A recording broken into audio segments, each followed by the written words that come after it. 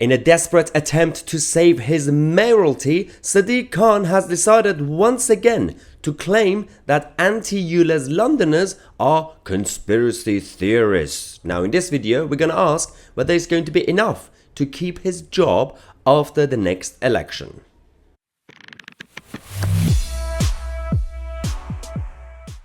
Hello everybody and welcome to the first video of the day. We're going to have a number of updates for you guys throughout the evening if you're watching in the United Kingdom. We're going to talk about ULEZ today. Oh yes, because we are only days away from the implementation of the ultra low emission zones expansion. Yes, Sadiq Khan is not listening to anybody, including his own socialist party and the dear Keir leader. And this is not going well. Just a bit of a heads up, a warning. It's more like a very trigger warning sort of thing. We're going to be talking about Sadiq Khan and James O'Brien of LBC. So stay with me, be patient. I know they're going to be annoying, but we're going to have to show you this interview that Sadiq Khan did on James O'Brien's show on LBC. It is annoying, but it's important for us to know what they talked about. Have you been surprised by how ugly things have got, particularly in the last week? I don't know, I presume you saw the Evening Standard. It was almost like a wanted poster, wasn't it? Sadiq's suburban nightmare. Mayor's popularity in outer London at minus 24 with a week to go before ULEZ expansion. Front page of the Telegraph yesterday. I worry as a national radio station that we're sometimes a little bit too London-centric. The Daily Telegraph didn't have any such concerns yesterday. Daily Mail today, Khan said ULEZ wasn't best way to improve air, so is it all just a cash grab? I mean, have you been surprised by the tone of the coverage? Oh, was that a little bit of self-awareness from James O'Brien? Yes, LBC indeed do focus a lot on London. It's basically a London station at this point. It's not really a national radio station. Everything is about London, unlike this channel where we focus on everything that happens around the country and around the world. Now, one of the issues was that this was supposed to be, it's all staged. It was supposed to be James O'Brien holding the mayor to account. No, there's a reason that he can't only go down on James O'Brien's show, not GB News, for example, or Tousi TV. But that's one thing. But let's see what Sadiq Khan said about this. Yeah, listen, I didn't expect for there to be, people linking my policies to clean up the air with conspiracy theories. I did expect people to have genuine concerns, and I've been listening to those genuine concerns. I didn't expect, this to be weaponized by others who you and I have exchanged with, who didn't believe COVID was real, believed in conspiracy theories and so forth. So the challenge I have is to listen to, and I will always listen to Londoners. I will always try and address genuine concerns Londoners have, but I have been surprised how they've been latched onto by others.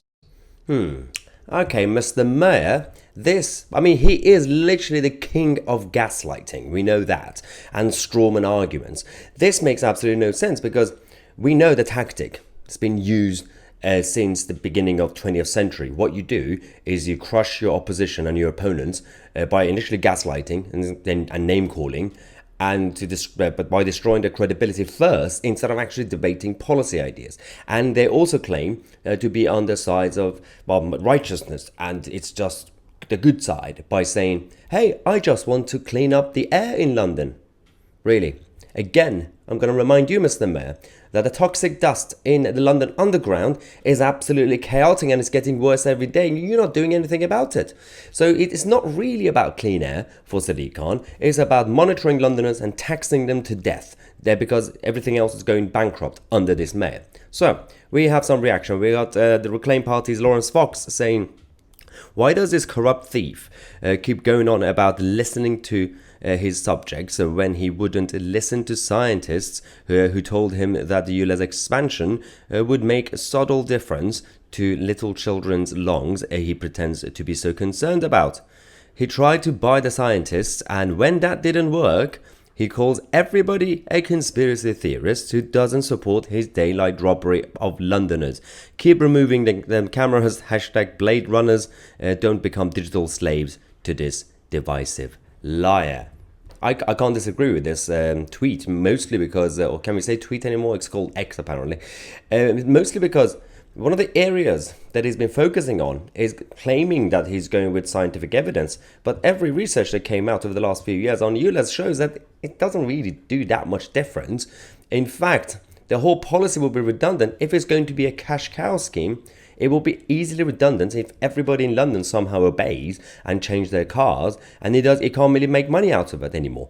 That's why he's moving to the next step, which is the road charges, the pay per mile road charges, where they can check everything that you have and what sort of car you're going to and everything else. So that's one. You got GB News' Emily Carver saying he's actually doubling down on the anti-ULEZ / COVID denier thing. And yeah, he continues to do that. Even though recently he called Londoners basically tinfoil hat nutters, and there was a backlash. You would think that he's at least, instead of apologizing, at least he would just shut up about it. No. He's going to double down.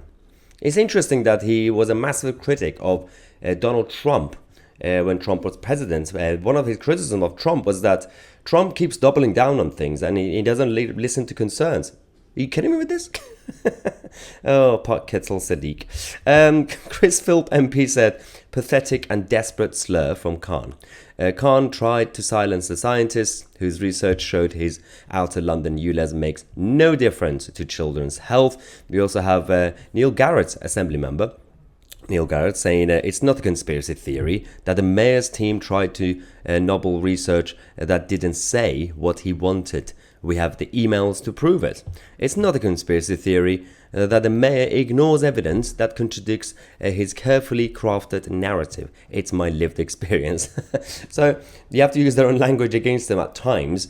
We also have Angela Richardson MP saying how to lose the London mayoralty in one go. Sadiq Khan is so out of touch with outer London and the impact beyond that he is on another planet.